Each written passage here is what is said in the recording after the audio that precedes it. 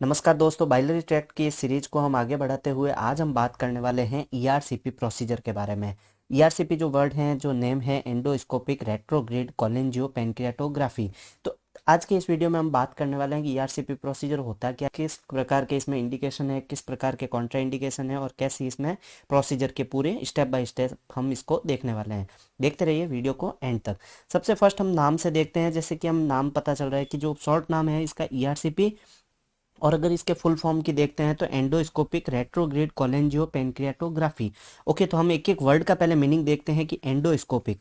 सबसे first word endoscopic क्या है कि एक इंस्ट्रूमेंट है जिसको अपन यूज करते हैं इसके अंदर, तो ताकि इंटरनल एनाटॉमी वगैरह भी पता चल जाएगी। और ये एक इंस्ट्रूमेंट जिसको फ्लोरोस्कोपी के अंडर गाइडेंस में हम देखेंगे।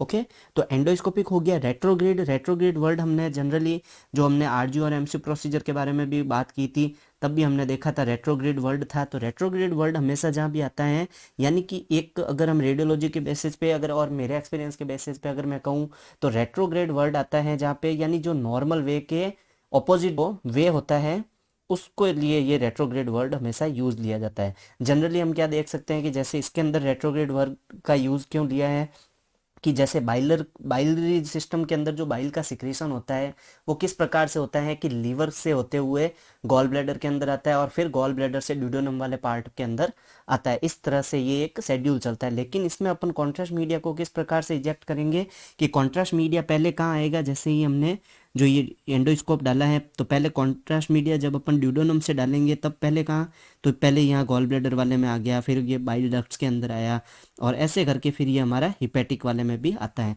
तो ये एक ऑपोजिट वे हो जाता है। ओके, और कोलेंजियो वर्ड हमारे गॉल ब्लैडर के लिए है, पेनक्रियाटो यानी पेनक्रियाज के लिए हो गया, और उनकी रेडियोग्राफी करना कोलेंजियो पेनक्रियाटोग्राफी। तो ये इसके नाम का पूरा मीन्स है। अब इन हम प्रोसीजर को हम देखने वाले हैं कि क्या होता है ईआरसीपी प्रोसीजर और क्या होती है इसकी डेफिनेशन। तो ERCP is a diagnostic and treatmental जो है टेस्ट है to examine the abnormalities and obstruction in the bile duct, gallbladder and pancreatic duct and the papilla of water। Okay, papilla of water हो गया। अब देखिए generally इसने क्या कहा है कि ईआरसीपी एक डायग्नोस्टिक और ट्रीटमेंटल भी जो प्रोसीजर है। ओके, यानी कि डायग्नोस्टिक तो हो ही गया, ओके, साथ में ट्रीटमेंटिंग वाला भी प्रोसीजर है। इस प्रोसीजर में क्या किया जाता है, जो भी एबनॉर्मलिटी हो गई और ऑब्स्ट्रक्शन हो गया किसका, जो भी बाइल डक्ट्स के अंदर किसी भी प्रकार की एबनॉर्मलिटी या ऑब्स्ट्रक्शन, गॉल ब्लैडर की किसी भी प्रकार की एबनॉर्मलिटी या ऑब्स्ट्रक्शन, प्लस पेनक्रियाटिक की डक्ट के अंदर भी कोई भी ऑब्स्ट्रक्शन या किसी भी प्रकार की एबनॉर्मलिटी है। और जो एक हमने वर्ड दिया है पेपिला ऑफ वाटरे। जनरली हमने इन सारे की एनाटॉमी तो आगे के कुछ वीडियो में देख लिए हैं। अभी हम बात करेंगे कि ये पेपिला ऑफ वाटर्स जो है ये क्या है। ओके, तो पेपिला ऑफ वाटर को देखने से पहले हमने अभी एंडोस्कोपिक वाले प्रोसीजर की बात की। ये प्रोसीजर है क्या, इस प्रोसीजर क्या हो गया, डायग्नोस्टिक और ट्रीटमेंटल एक रेडियोग्राफिक एग्जामिनेशन है जिसके अंदर क्या किया जाता है, एबनॉर्मलिटी और कोई भी प्रकार का ऑब्स्ट्रक्शन बाइलरी डक्ट या गॉल ब्लैडर पेनक्रियाटिक डक्ट के लिए उसमें देखने के लिए किया जाता है। तो ओके, अब हम क्या बात कर रहे हैं कि ईआरसीपी जो प्रोसीजर है, ईआरसीपी प्रोसीजर के अंदर क्या किया जाता है, perform by using a long flexible viewing instrument. Okay, जिसको अपन क्या कहते हैं, एंडोस्कोप। ओके, इसके अंदर मतलब प्रोसीजर में कौन जो परफॉर्म करने के लिए एक लॉन्ग, ये आप जैसे देख रहे हैं ये डॉक्टर जो गैस्ट्रोएंटरोलॉजिस्ट हैं उनके हाथ में एंडोस्कोप है, वो एंडोस्कोपिक एक लॉन्ग जो है, लॉन्ग फ्लेक्सिबल हो गई, ये फ्लेक्सिबल है। और व्यूइंग, व्यूइंग इंस्ट्रूमेंट मतलब इसके आगे की तरफ क्या होता है, एक कैमरा लगा होता है जिसकी वजह से हमें इंटरनल जो भी एनाटॉमी है वो हमें दिखती रहती है, जिसे हम एंडोस्कोप कहते हैं। ओके, तो ये हमारा प्रोसीजर रहता है और एंडोस्कोप इस प्रकार की होती है। ओके, अब हम बात करते हैं इसमें एनाटॉमी पेपिला ऑफ वाटर की। जनरली तो सारी एनाटॉमी हमने देख रखी है, गॉल ब्लैडर की हो गया, बाइलरी डक्ट की हो गई, सारों की एनाटॉमी हमें पता है। जनरली हम पेपिला ऑफ वाटर को देखते हैं। पेपिला ऑफ वाटर क्या है कि एक जंक्शन है of pancreatic duct and the common bile duct. जैसा कि इस डायग्राम में आप देख सकते हो कि जैसे ये आ गई हमारी जो ये पेनक्रियाटिक डक्ट आ रही है। ओके, ये हमारी पेनक्रियाटिक डक्ट है, पेनक्रियाटिक डक्ट, और ये अपनी कॉमन बाइल डक्ट आ रही है। ओके, कॉमन बाइल डक्ट और पेनक्रियाटिक डक्ट को जहाँ पे जंक्शन बन रहा है वो क्या है, papilla of water. Papilla of water को एम्पुला ऑफ वाटर भी कहते हैं। ओके, कई बार इसका वर्ड एम्पुला ऑफ वाटर दे रखा होता है तो हमें कंफ्यूज नहीं होना है ना, एम्पुला ऑफ वाटर। ओके, तो ये यहाँ पे इसका क्या है, कॉमन बाइल डक्ट और पेनक्रियाटिक डक्ट का जो है जंक्शन है। ओके, तो ये हमें ध्यान रखना है पेपिला ऑफ वाटर क्या है, तो आप जंक्शन ये देख सकते हो। ओके, इस डायग्राम में अच्छे से क्लियरली जंक्शन दिख रहा है। अब हम बात करते हैं कि जो ये ओपन कहाँ होती है, ड्यूडेनम के अंदर ओपन होती है, ठीक है। कौन ओपन होती है, पेपिला ऑफ वाटर ड्यूडेनम के अंदर ओपन हो गई, ठीक है। फिर बाद में अपने एक बात और क्या कही कि surrounded by the muscular wall called sphincter of ODI. Okay, यानी कि हम क्या कह सकते हैं कि जैसे कि ये हमने बात कर ली कि भाई जो ये कॉमन बाइल डक्ट हैं और ये पेनक्रियाटिक डक्ट हैं, इन दोनों का जो क्या है जंक्शन है वो क्या कहला रहे हैं, पेपिला ऑफ वाटर। अब इस पेपिला ऑफ वाटर के बाहर की तरफ जो मस्कुलर जो है, ओके, मस्कुलर वॉल्व है, उसको हम क्या कह रहे हैं, sphincter of Oddi. Sphincter of Oddi ही जो है एक मस्कुलर ऑर्गन है जो इसमें वो किसी भी प्रकार का उसमें कॉन्ट्रैक्शन वगैरह करने के लिए ये ही उत्तरदायी होती है। ये हमने पेपिला ऑफ वाटर की एनाटॉमी हमने देख ली है, जनरली आप इसमें इसकी एनाटॉमी आप सभी जानते हैं। ओके, अब हम बात करते हैं इसके इंडिकेशन की, ये कि ईआरसीपी किन किन केसेस के अंदर किया जाता है। सबसे फर्स्ट हम देखते हैं gall stone in the bile duct. Okay, bile duct के अंदर गॉल स्टोन। और जनरली अगर अपन ईआरसीपी की बात करते हैं तो ईआरसीपी प्रोसीजर करने से पहले भी कई प्रोसीजर्स किए जाते हैं बाइलरी ट्रैक्ट के इवोल्यूशन के लिए। अगर उन जो प्रोसीजर्स के अंदर हमें जिस प्रकार की इंफॉर्मेशन चाहिए अगर वो नहीं मिलती हैं तो गैस्ट्रोएंट्रोलॉजिस्ट सजेस्ट करते हैं कि आप ईआरसीपी करवाइए। ओके, तो हमने गॉल स्टोन को देख लिया, gall stone in the bile duct, bile duct के अंदर किसी भी प्रकार का स्टोन वगैरह है। ओके, नेक्स्ट हम बात करते हैं कि bile duct obstruction and narrowing. Bile duct का यानी कि जो जनरली जो बाइल फ्लो आ रहा है उसके अंदर किसी भी प्रकार का ऑब्स्ट्रक्शन आ गया, किसी भी प्रकार का ऑब्स्ट्रक्शन हो गया, या फिर नैरोइंग यानी कि उसमें सिकुड़ापन आ जाना, ओके, सिकुड़ना। ओके, और नेक्स्ट हम बात करते हैं pancreatic duct obstruction and narrowing. अब पेनक्रियाटिक डक्ट जो भी हम पेनक्रियाट वाला देख रहे थे पोर्शन, तो उसमें भी ऑब्स्ट्रक्शन या फिर उसमें भी नैरोइंग आना। ओके, नेक्स्ट हम बात करते हैं sphincter of ODI. Okay, sphincter of ODI अभी अपन ने जिसकी एनाटॉमी देखी है तो उसके अंदर किसी भी प्रकार का डिसफंक्शन हो जाना, यानी कि जनरली हम क्या अभी कह रहे थे कि जो स्पिंचर ऑफ ओडाई है वो उसमें क्या वर्क कर रहा था, उसको वर्क कर रहा था जो भी पैनकेटिक जूस और जो भी आ रहा था उसको उसके फ्लो को भी रेगुलेट कर रहा था। तो जनरली अगर इसका डिसफंक्शन होगा तो क्या होगा, तो उसमें दिक्कतें आएगी, यानी वो कब रेगुलेट कर रहा है, कब फ्लो में हो रहा है उसमें, कब ये रिफ्लेक्स दे रहा है या नहीं दे रहा है, तो उस प्रकार से हमें इसमें डिसफंक्शन होने की चांसेस रहते हैं, तो उसको भी देखने के लिए। प्लस आ गया सिवियर जॉइंटिस हो गया। ओके, तो इन सब केसेस के अंदर हमें ईआरसीपी सजेस्ट किया जाता है। नेक्स्ट हम इसकी बात करते हैं कॉन्ट्रा इंडिकेशन की। कॉन्ट्रा इंडिकेशन को देखते हैं तो सबसे देखिए जो इसोफेगस ऑब्स्ट्रक्शन, कॉन्ट्रा इंडिकेशन एक वो फैक्टर हम कह सकते हैं कि ऐसे फैक्टर जो हमें प्रोसीजर करने से रोकते हैं, ऐसे फैक्टर। ओके, तो सबसे फर्स्ट आ गया इसोफेगस ऑब्स्ट्रक्शन। अगर देखिए इसोफेगस ऑब्स्ट्रक्शन इसका कॉन्ट्रा इंडिकेशन कैसा होगा कि हम जो एंडोस्कोपी जो हम पेशेंट जो अपन ड्यूडेनम पार्ट तक पहुंचाएंगे, जो एंडोस्कोपी है, तो ये एंडोस्कोपी इसोफेगस वाले मार्ग से हम पहुंचाएंगे। अगर इसोफेगस में ही किसी प्रकार का ऑब्स्ट्रक्शन है तो हमें ये एंडोस्कोप डालने में थोड़ी दिक्कत होगी, तो उस हिसाब से अदर कोई भी प्रॉब्लम्स वगैरह नहीं हो जाए, तो इसलिए हम इसोफेगस ऑब्स्ट्रक्शन ये हमारा कॉन्ट्राइंडिकेट है। फिर आता है एक्यूट पेनक्रियाटिस। ओके, पेनक्रियाटिस है तो उस केसेस के अंदर भी नहीं किया जाता है। सस्पेक्टेड है ड्यूडोनल ऑब्स्ट्रक्शन, अगर ड्यूडोनम में भी किसी प्रकार का ऑब्स्ट्रक्शन है तो हम जो ये हमारी एंडोस्कोपी वाली ट्यूब है हम ये नहीं डाल पाएंगे। प्लस सस्पेक्टेड प्रेगनेंसी हो गया जो हर केसेस के अंदर कॉन्ट्राइंडिकेट है ही। और allergy to iodinated. Okay, iodine से कोई भी आयोडीन कॉन्ट्रास्ट मीडिया जो हम यूज़ लेंगे उससे किसी भी प्रकार की एलर्जी है तो हम ये प्रोसीजर नहीं करेंगे। नेक्स्ट हम बढ़ते हैं इक्विपमेंट की तरफ। ओके, इक्विपमेंट के अंदर हम सबसे फर्स्ट हम देख सकते हैं जैसे कि ईआरसीपी है, इसमें एंडोस्कोपी यूज लेंगे, तो एंडोस्कोप हमारा फर्स्ट हो गया इक्विपमेंट्स। फिर आ जाता है कॉन्ट्रास्ट मीडिया।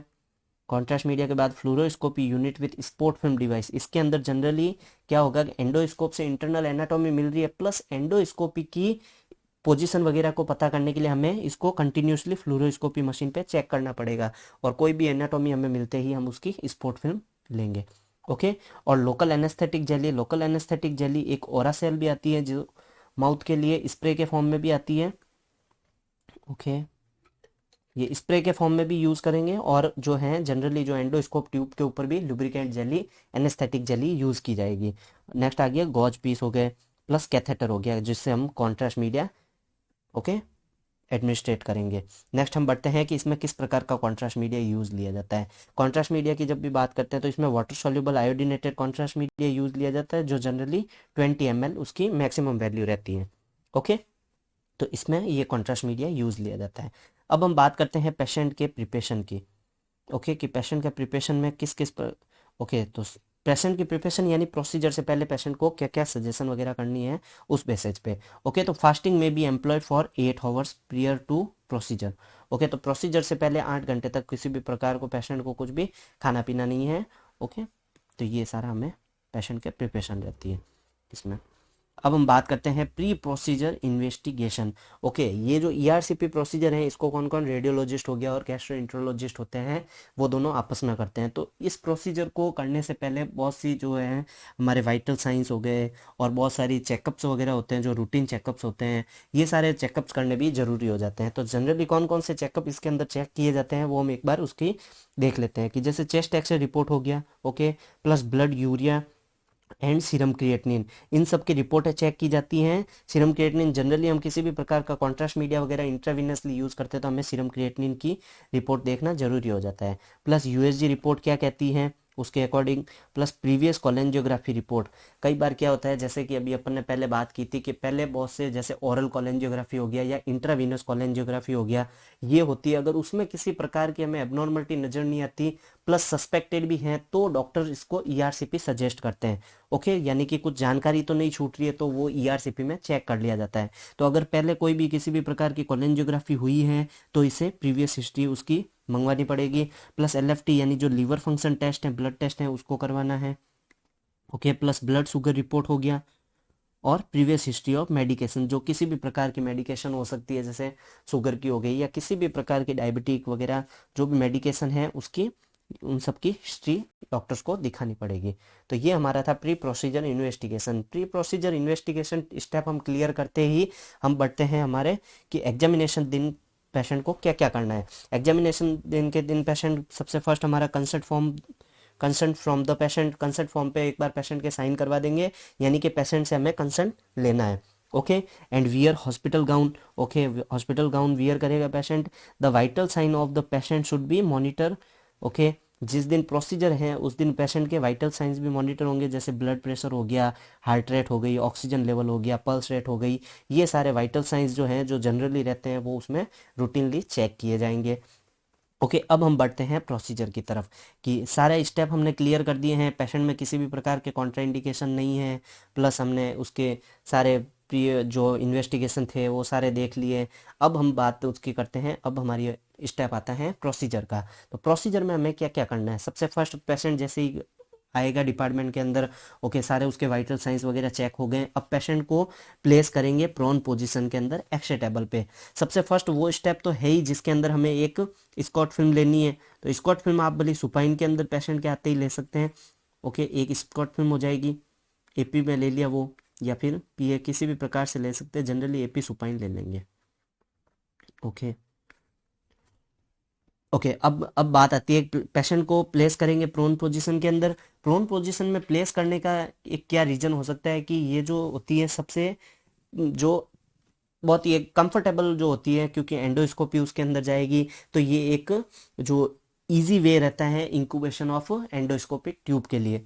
ओके, अब जैसे ही हमने पेशेंट को प्रोन पोजीशन में लिटाया है, अब क्या करेंगे, एरोसेल स्प्रे जो अभी हमने बात की थी, एनेस्थीसिया जो होता है जो देंगे पेशेंट के माउथ में, ये स्प्रे फॉर्म में है तो हमें उसमें पेशेंट के माउथ के अंदर उसकी स्प्रे करेंगे। अब जैसे ही हमारा माउथ नम हो जाएगा, यानी कि जो पेशेंट का माउथ है वो थोड़ा सा नमनेस हो जाएगी उसके अंदर, तब हम क्या करेंगे, उस पेशेंट को सेमी प्रोन पोजीशन के अंदर लेटाएंगे। सेमी प्रोन पोजीशन कह सकते हैं left anterior oblique. Okay, generally अभी अपन ने जो एक देखी थी इमेज, उसके अंदर पेशेंट सेमी प्रोन पोजीशन के अंदर लेटा हुआ था। ओके, ये वाली जो पोजीशन है, ताकि इससे जो एंडोस्कोपिक डालने में अच्छा एक वे मिल जाता है। ओके, तो अब हम बढ़ते हैं हमारे प्रोसीजर की तरफ। ये हमने सेमी प्रोन पोजीशन देख ली। अब देखिए क्या किया जाता है कि जैसे ही सेमी प्रोन पोजीशन में होगा, गैस्ट्रोएंटरोलॉजिस्ट अप्लाई करेगा एनेस्थेटिक जेली किस पे, एंडोस्कोपिक ट्यूब के ऊपर। जैसे ही एंडोस्कोपिक ट्यूब के ऊपर वो लगाएंगे तो अब ये क्या करेंगे, एंडोस्कोपिक जो ट्यूब है उसको इंसर्ट करेंगे, ड्यूडेनम ड्यूडेनम तक ले जाएंगे और वहां पे कहाँ तक, पेपिला ऑफ वाटर तक। ओके, पेपिला ऑफ वाटर की हमने एनाटॉमी देख ली है। ओके, तो पेपिला ऑफ वाटर तक जैसे ही हमने ये कॉन्ट्रास्ट मीडिया ले जाया है, यानी कॉन्ट्रास्ट मीडिया क्या, अभी हम एंडोस्कोपिक ट्यूब ले जा रहे हैं। ओके, तो एंडोस्कोपिक ट्यूब को कहाँ ले जाके उसको स्टॉप कर दिया जाएगा, पेपिला ऑफ वाटर तक ले जाके उसको स्टॉप कर दिया जाएगा एक बार के लिए। जैसे ही पेपिला ऑफ वाटर तक पहुंच गया, अब हम क्या करेंगे, जो एंडोस्कोपिक ट्यूब जो थी, तो वहाँ पे हम एक कैथेटर को इंसर्ट करेंगे। ओके, एंडोस्कोपिक के द्वारा हमने क्या कर दिया, एक कैथेटर इंसर्ट किया। तो कैथेटर इंसर्ट कहाँ करेंगे, वही ओपनिंग के ऊपर ही, ओपनिंग पे कर दिया। ओके, जैसे अब हम क्या करेंगे, उसमें कॉन्ट्रास्ट मीडिया इंजेक्ट करेंगे कैथेटर के द्वारा। ओके, तो कॉन्ट्रास्ट मीडिया हम इंजेक्ट कर रहे हैं कैथेटर के द्वारा। अब क्या होगा कि जैसे जैसे हम कॉन्ट्रास्ट मीडिया डालते जा रहे हैं, फ्लोरोस्कोपी मशीन पे ये सारा लाइव चल रहा है, प्लस जो गैस्ट्रोएंट्रोलॉजिस्ट हैं वो किसकी मदद से चेक करते जा रहे हैं, एंडोस्कोप की मदद से चेक कर रहे हैं। अब देखिए क्या करेंगे कि रेडियोलॉजिस्ट इवेल्यूट करेंगे जो भी एबनॉर्मलिटी आएगी उसमें, यानी कि फ्लोरोस्कोपी मशीन पे चेक करते हुए वो चेक करेंगे कि इसमें किस किस प्रकार की कोई एबनॉर्मलिटी या फिर कोई ब्लॉकेज वगैरह तो नहीं है। तो किस किस प्रकार की एबनॉर्मलिटीज देखेंगे, जैसे ब्लॉकेज हो गया, स्टोन हो गया, या फिर किसी भी प्रकार का लीजन है, स्ट्रक्चर है, तो ये सारा फ्लोरोस्कोपी पे देखते रहेंगे। और जैसे ही कुछ किसी प्रकार की कोई एबनॉर्मलिटी या पैथोलॉजी नजर आती है, तो हम क्या करेंगे, स्पॉट फिल्म टेकन करेंगे। If necessary the spot film are taken. Okay, तो जो भी हमारी इंपॉर्टेंस वगैरह थी, हमने सारी जो डॉक्टर ने बोला कहते हैं, या फिर जो जो एक इम्पोर्टेंट्स जो इमेजेस रहती हैं वो हम टेक कर देंगे। और जब से ही हमारा जो प्रोसीजर एंड होगा, यानी कंप्लीट हो जाएगा प्रोसीजर, और जो भी सारी फिल्में होगी वो सारी टेक हो जाएगी, तो क्या करेंगे, एग्जामिनेशन हमारा मतलब कंप्लीट हो गया है, और एंडोस्कोपी ट्यूब को क्या करेंगे, रिमूव कर देंगे।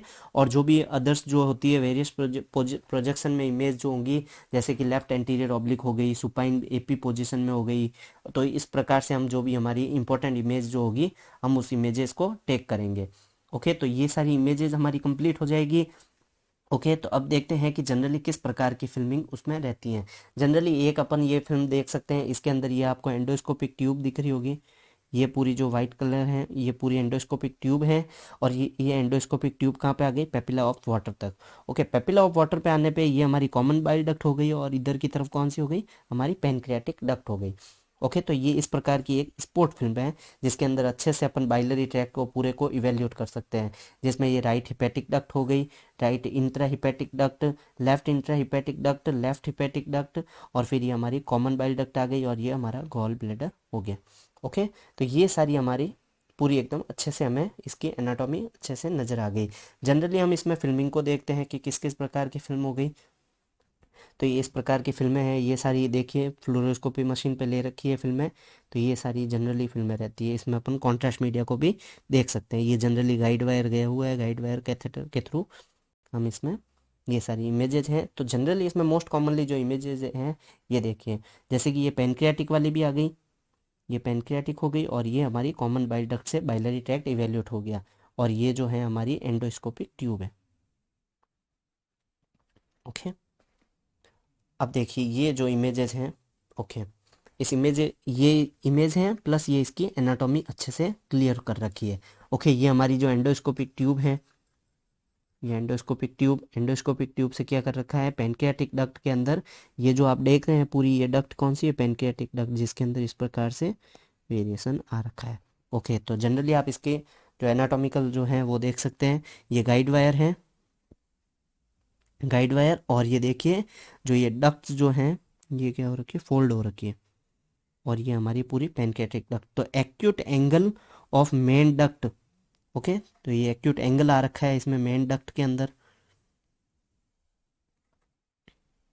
तो ये हमारी थी इमेज इसकी, और ये आप ड्यूडेनम वाला पार्ट देख पा रहे हैं, ये ड्यूडेनम हो गया, प्लस एंडोस्कोप हो गई, और ये पैनक्रियाटिक डक्ट हो गई। तो ये इस प्रकार से हमारी ये रेडियोग्राफी यहाँ पे कंप्लीट होती है इसकी। ओके, अब ये प्रोसीजर करने के बाद बहुत सारे कॉम्प्लिकेशन होते हैं। जनरली कॉम्प्लिकेशन क्या हो गया, pain in abdomen, okay, abdomen हो गया, वॉमिटिंग हो गई, और plus puncture in the bile duct. कई बार कुछ कुछ केस के अंदर हो जाता है कि बाइल डक्ट के अंदर जनरली पंक्चर्स हो जाता है, तो वो डॉक्टर्स फिर उन सिचुएशन को हैंडल करते हैं। हैंडल कैसे करते हैं, जो आफ्टर केयर हम देखते हैं कि आफ्टर केयर में क्या किया जाता है कि keep the patient under the observation, patient को अंडर द ऑब्जर्वेशन रखा जाता है। उनके सारे वाइटल साइंस एक बार वापस से चेक किए जाते हैं। जब उनकी हेल्थ में थोड़ा सा सुधार आता है, या थोड़ा अगर वाइटल साइंस बढ़ रहे हैं, तो उसको एक नॉर्मल रेंज पे लाके फिर पेशेंट को, उनको सारा डॉक्टर का प्रिस्क्रिप्शन वगैरह लेके और डॉक्टर की सलाह लेके पेशेंट को घर भेजा जाता है। तो इस प्रकार से हमारा ERCP प्रोसीजर कंप्लीट